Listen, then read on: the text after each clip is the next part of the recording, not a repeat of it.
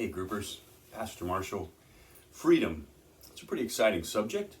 When is a time in your life that you felt that you experienced amazing freedom? How were you in bondage? What did bondage look like for you? And how did you achieve, were you given freedom? How did freedom come? Just get all your voices warmed up by telling some freedom stories. And then, what do you think of the notion that the greatest freedom that a human being will ever experience is the freedom from the punishment and guilt of our sin from God? What do you think of that notion?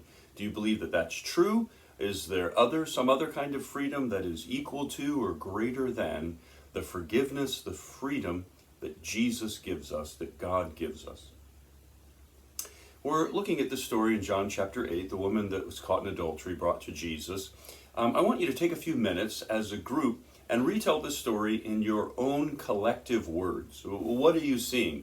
What is happening with Jesus? What's happening with the woman?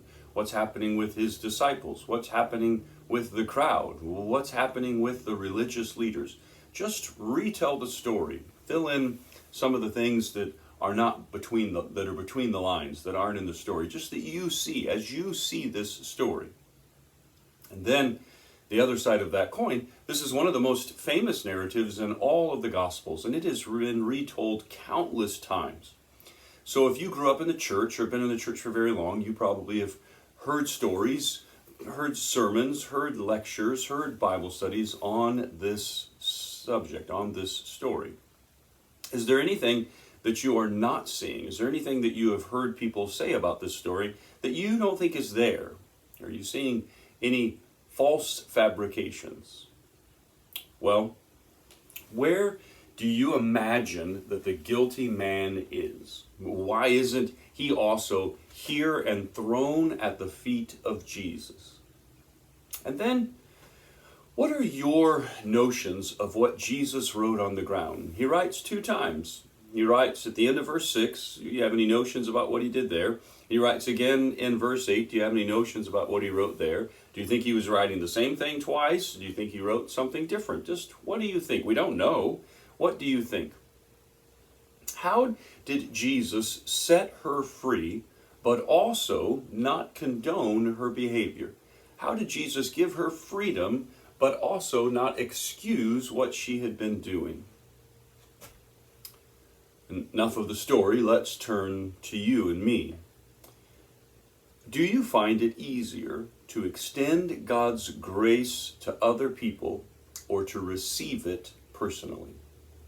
I certainly know the answer to that question for me. How about you? Do you find it easier to give God's grace, or do you find it easier to receive God's grace? Now, we all have voices, some of them are in our heads, from our past, that tell us who we are. How can these negative voices drown out God's freedom in our life? How can these negative voices rob us of the freedom? Now, in the chapter in Core 52, Moore outlines several different things that the Holy Spirit does to help us live the life that God intends. He pulls all of these just from Romans chapter 8. He gives us a list that the Holy Spirit convicts us of sin, reminds us that God is the Father, groans for us in God's presence, guides us towards God's predetermined plan for our life. Right now, in your life, which of these 4 things do you need the most? Now, the enemy, Jesus called the father of lies, is always telling us lies about ourselves, trying to convince us about lies about ourselves. What is one lie that Satan is telling you about yourself right now that you need to reject, that you need to call him a liar about? Well, our application this week, and I always want to remind you of that, is to have a little sin-burning party.